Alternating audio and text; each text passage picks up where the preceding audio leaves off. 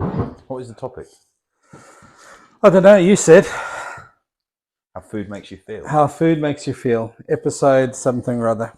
Episode 1. It's episode health podcast. Go. Remember, it's 2019 when we started this. It's only the other It's day. crazy. Doesn't feel like we've been doing it that long, but we've not been as consistent as we want to have been. But No, that came up on but memory we're busy. today. I mean, and make no apologies for being busy, and time ticks on. But it's still important to touch base and cover some topics. Going back to the original thing was always when I was adjusting you, we were chatting. We ended up talking about health things. Yep. And it being unplugged, and true to that, here we are, still doing some unplugged stuff. And literally, probably 5 minutes ago, went, We said about the topic. what are we talking about? But it's So we interesting said with the topic of food food and changing how you feel. Yeah.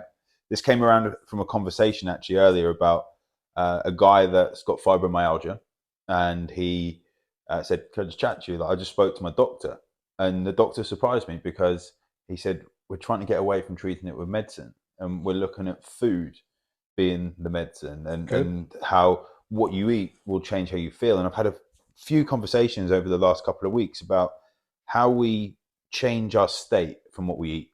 Like, I know myself with autism and ADHD, if I have a lot of sugar, and yeah, I'll have sugar, but occasionally have your processed foods and stuff. I have some chocolate, or I want some cake or something.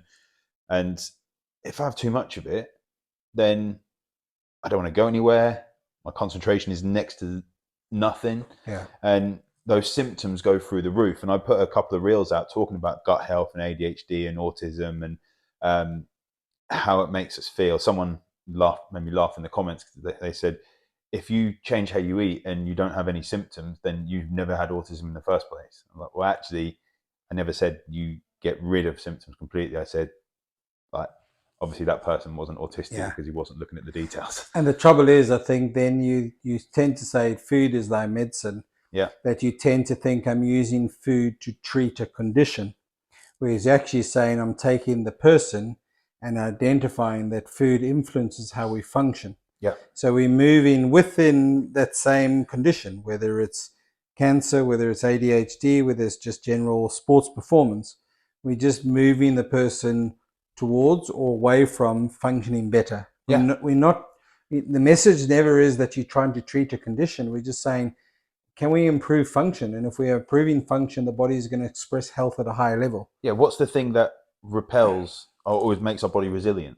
Our immune system, right? Yeah. So if we can work on, if the immune system has failed and for some reason viral infection has come in, or some disease like dis-ease, like health is down there, then if we can build up the walls again, that can then pull up and get that thing out. And it's no surprise that within a lot of functional medicine protocols, one of the first things they will always look at is gut health. Yeah. Because it's so influential. So you can chase all the smaller things, but gut health is really such a powerful thing to start with.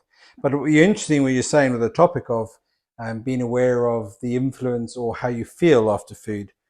I think a lot of people have shifted away or have been led away to linking that of how do you feel after the old going back to the food mood diary, or actually just being aware of going, yeah, I had a certain kind of fast food and it tasted great. I really enjoyed eating it. But how did you feel half an hour, 2 hours, 3 hours, or the next day after eating it? Going out and having, a good couple of beers more than you normally have, how do you feel the next day? And linking that of what, and not only how you feel, but what is the signal of the body? How was your gut? Were your stools a bit loose? Were you constipated? Yeah. So it's not only going like I felt or I felt fine, but like what was the body's signals? How was it functioning? And I always look at it more like you got 3 stages. You're either neutral or you're moving away from function or towards function. And it's dynamic. It's always changing. I think as well, there's 2 questions I ask most of my clients every single time. I never say it all the time when we have our check-ins, and it's most important when I actually start working with them is that does food change how you feel? And there's the Yeah, recognition, and it's how I tell first off, are we looking at hypoglycemia or hyper? So whether they're people don't know whether their blood sugars are high, or they're low, yeah, and that is basically food should not give us energy in that state. It shouldn't make us feel energized. It shouldn't make us feel tired. It gives yeah, us caloric energy, gives us fuel, but I always suggest that when you go to fill your car up with fuel, it doesn't suddenly go faster. It'll yeah, go further, but it doesn't yeah, suddenly speed up or go slower. So if people are eating meals and they feel tired after it, that's a sign to me that I need to look at other symptoms as well, but look at insulin resistance, yeah. especially if someone's got PCOS and things like that. And we should do another topic on women's hormones and talk about PCOS and how it is more insulin resistance than actually looking at hormone side of things and how we deal with it. But then if someone's feeling energized after they eat and they're feeling tired, they eat and then they feel energized, that's more hypoglycemia where their blood sugars have dropped and they're energized. So that And tells me also when it's I'm telling treating it. us that they're looking for that instant pickup, that Yeah. instant hit. They're not managing Yeah. So their if someone's levels. doing that, they come to me and say, "Should I fast?" No, you shouldn't. Like, first off, you need to eat before you feel tired. And so if you feel tired every 3.5 hours, eat every 3 hours. Yeah. And then when we manage that a bit more, we can go longer with food without food. What about those people who they're not necessarily exactly what you describe, but they are? I have one or two people who are saying they kind of always got to be the continual grazer because they have either there's an element of they don't want to be feel hungry, or they're Yep. still going like, oh, you got to keep your blood sugar levels, you know, all the way, so you're always snacking.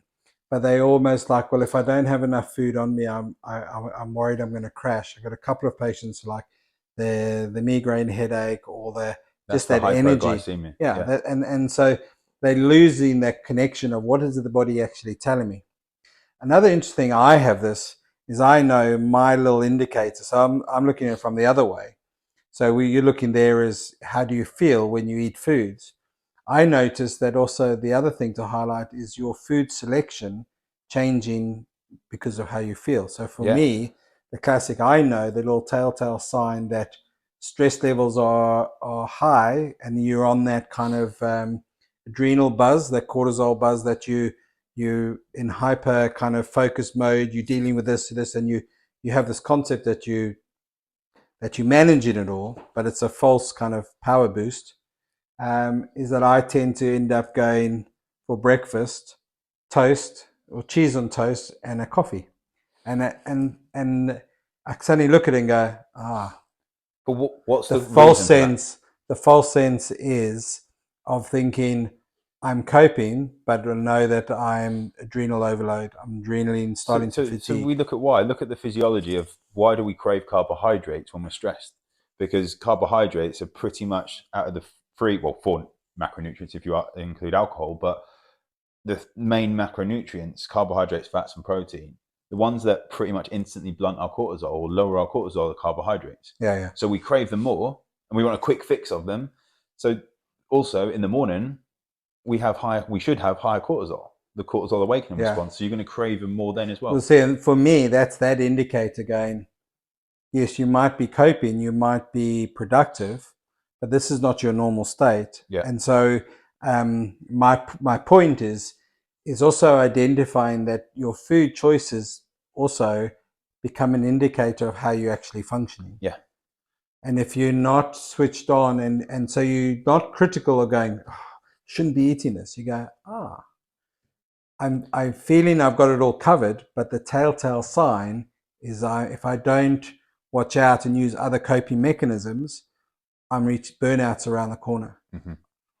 Yeah. So how you feel and your food choices, or how you feel after certain foods, are an interesting element, but it does require an element of kind of intrigue, analysis, interest, Yep. because I think a lot of people perhaps are just bumbling their way and they don't start with that element of actually how do I feel, or that there's certain foods. I had a patient earlier today who's done the York test, other tests available, but she was talking about the differences in allergy versus sensitivities, and we were talking about different food stuff. And so some things on the test were quite surprising. Others are like, IgE versus G. yeah. So, and the other thing was that element of, well, I've always really thought that I don't go well with wheat. There was already an undercurrent thought, but there was nothing to really segment that. So I think sometimes when I say to some clients, start with what you know. What foods do you know that you really go well on? So someone might say rice. Another person says, I'm terrible with rice. This patient was terrible with rice and with bread.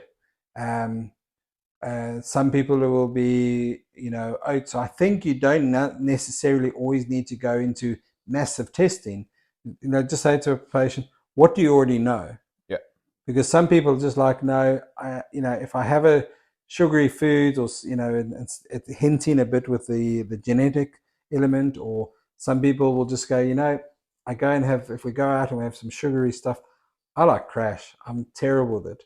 And I think some people already have an understanding. Yeah, but they still do it. Yeah. But then some people need to see it in black and white now. Or they're not that focused, like I now decide I want to improve my health. I want to change something. I'm prepared to step away and say, I don't have that. I'm choosing that. Do you offer the testing or not? We have that available. Yeah.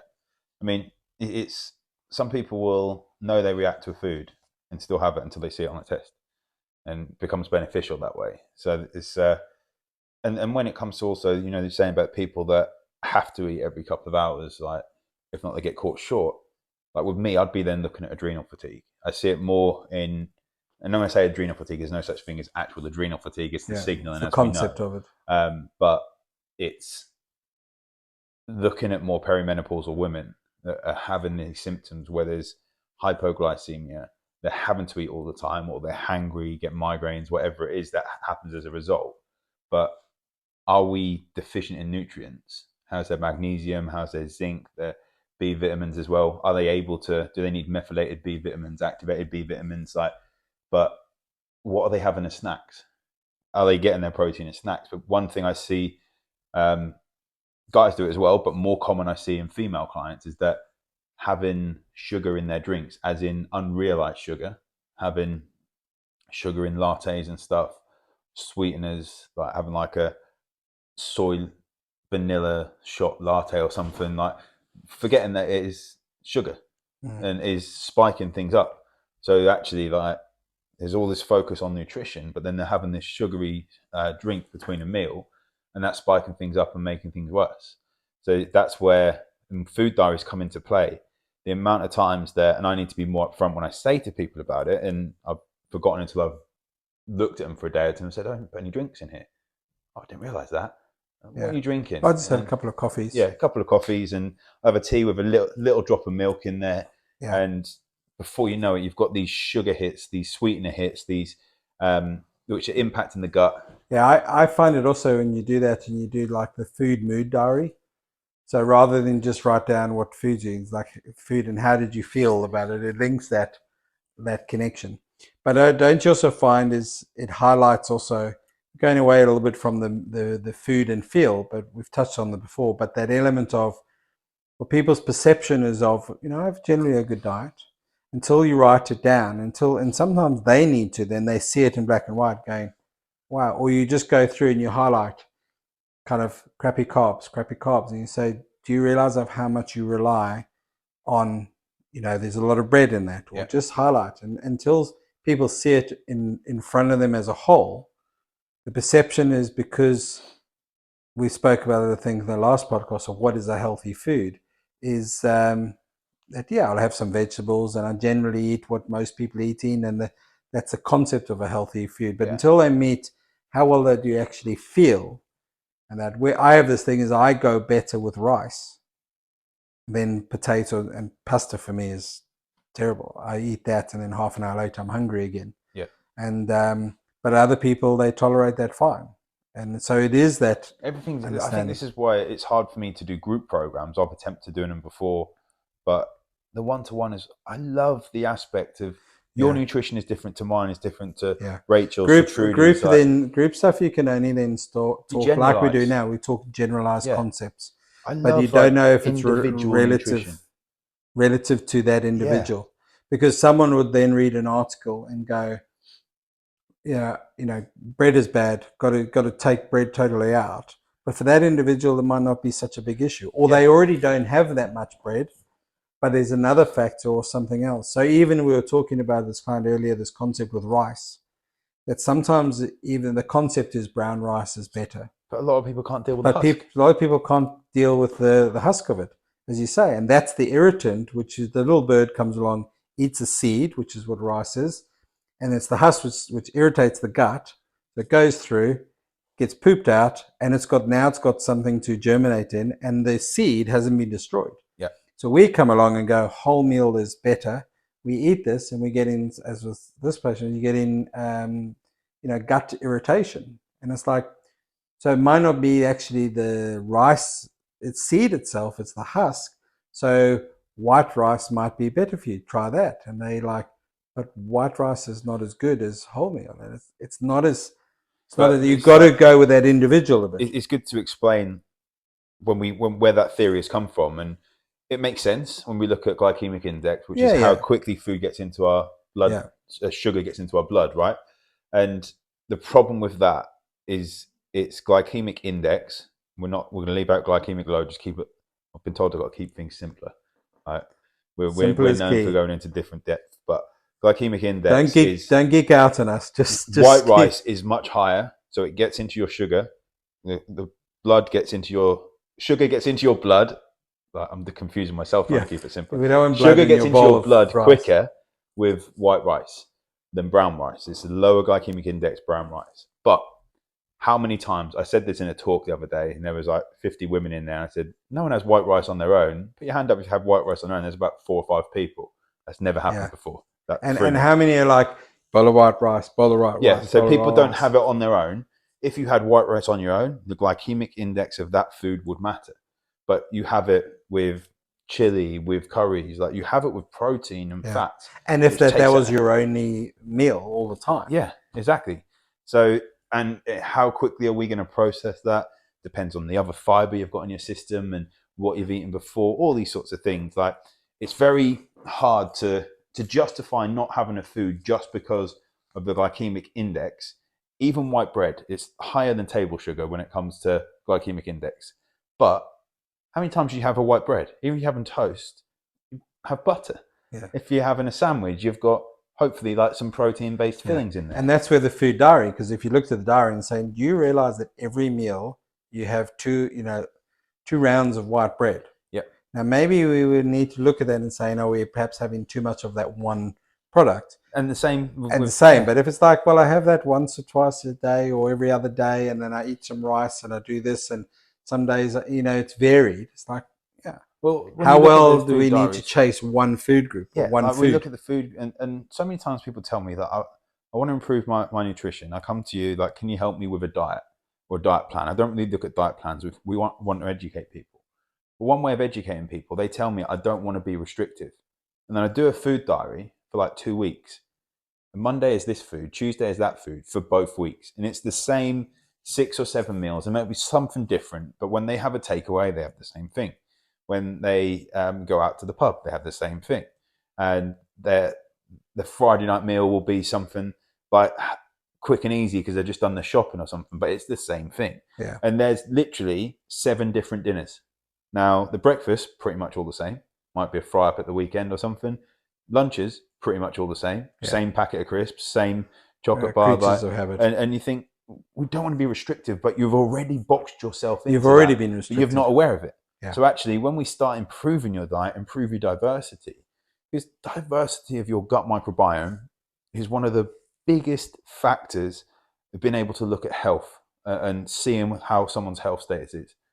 The lower number of diversity that in your microbiome, in your gut microbiome, will be a massive dictator of how healthy you are. Yeah.